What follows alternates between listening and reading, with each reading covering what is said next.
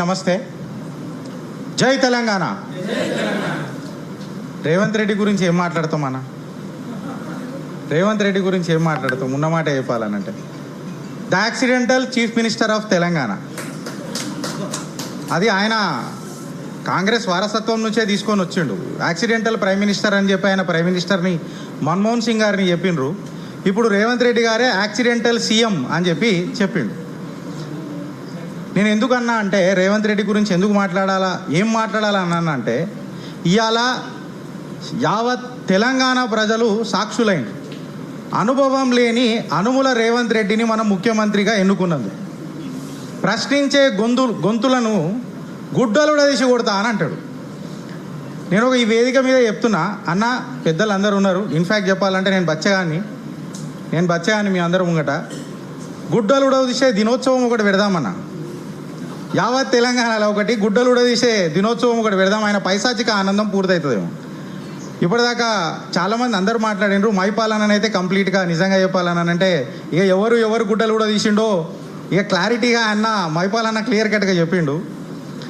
రేవంత్ రెడ్డి అన్నకి ఏం చెప్తున్నామనంటే ఈ అహంకారం ఏదైతే ఉంది కదా రేవంత్ అన్న, ఇది కేవలం 5 సంవత్సరాలే. మీ పదవి, ఆ పదవిలో నుంచి వచ్చే మీ పదాలు ఏవైతే ఉన్నాయి కదా, ఇవి కేవలం 5 సంవత్సరాలే. ఇక్కడ పర్మనెంట్ ఓటర్ ఇక్కడ అండ్ ప్రజా సమస్యలను ప్రజల ముంగట పెట్టే పాలకులము, ప్రజలే పాలకులని మనందరికీ తెలుసు. ఆ పాలకులకు తోడై నిలబడ్డదే ఇవాళ యూట్యూబ్ డిజిటల్ మీడియా అసోసియేషన్. ఇప్పటిదాకా చాలా మంచిగా మాట్లాడినరు. అసలైన సిసలైన జర్నలిస్టులు ఎవరు అని అంటే మనమే. నేను కొన్ని సమస్యలు కూడా ఇప్పుడు కొన్ని మాట్లాడాలని అనుకుంటున్నా. మేబీ 30 సెకండ్స్లో నేను వైండప్ చేస్తా. మీరు ఎస్సా నోనా ఇది ఆన్సర్ ఇస్తే చాలు నాకు.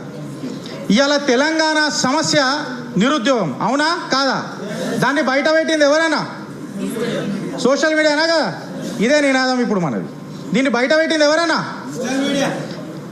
తెలంగాణ ఇంకొక సమస్య నీళ్లు. బనకచెర్లను బంక అని చెప్పి నల్లమల్ల ఏడున్నది అని చెప్పి నల్లమల్ల బిడ్డ అడిగిండు చూడు. దీన్ని బయట పెట్టింది ఎవరన్నా? సోషల్ మీడియా అనగా.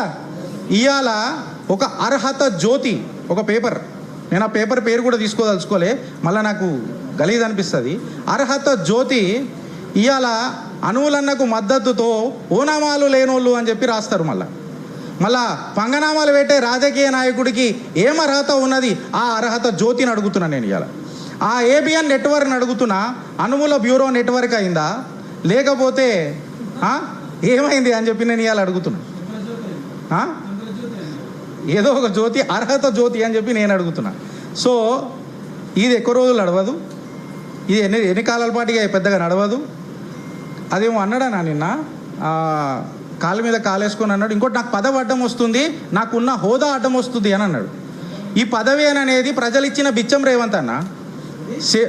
ప్రజలు ఇచ్చిన బిచ్చం రేవంత్ అన్న.